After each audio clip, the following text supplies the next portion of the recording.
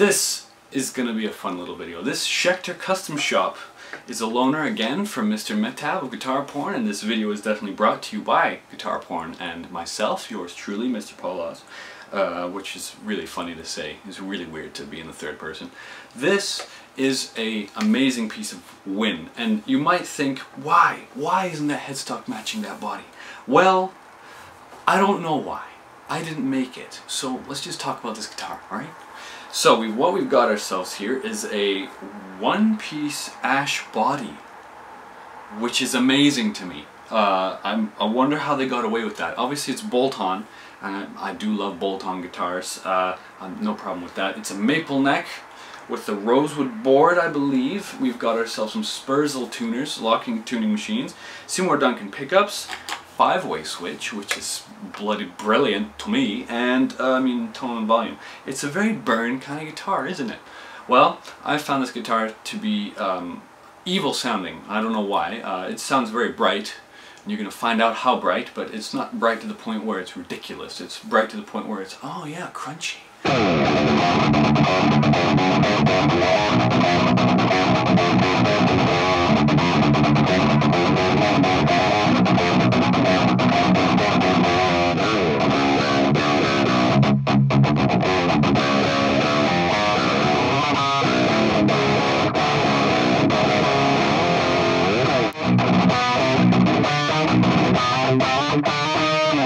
So it does sound a little bright, right? Like, I'm not completely deaf or anything. I find that these pickups don't have that much bass, which is important to me for a 7-string. I like to hear low notes, and in a previous couple of reviews I've been able to get those low notes really easily to sound like big growling demons. So for me it's a little bit weird, but because of its feature as a brighter instrument, it means its leads kick ass, and they do kick ass, and there's a lot of people who think that this guitar kicks a lot of ass. So right now we're going to switch channels to the clean channel.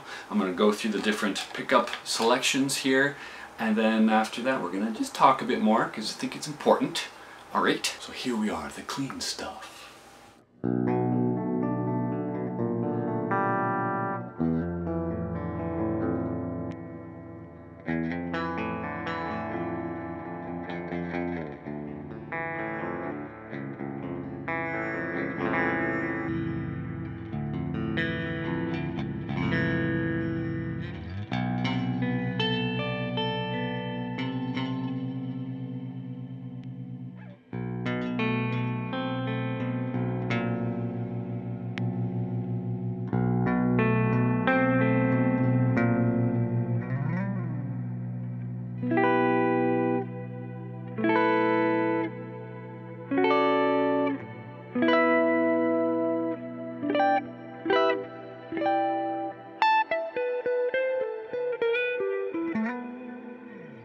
So I find the clean to be dangerously cool.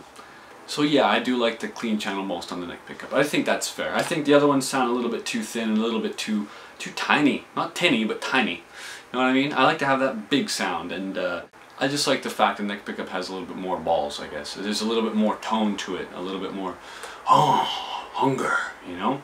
Now we're going to switch over to a lead channel so I can play some Wheelie Wheelie, and we're going to hear that.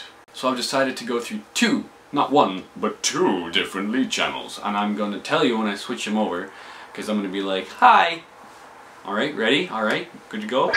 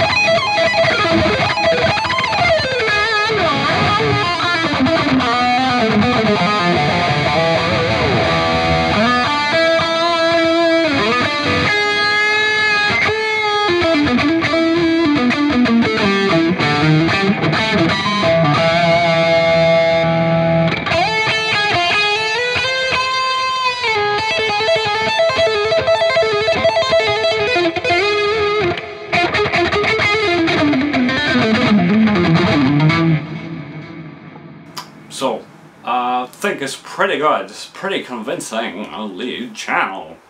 That was a bad imitation of an imitation of an imitation.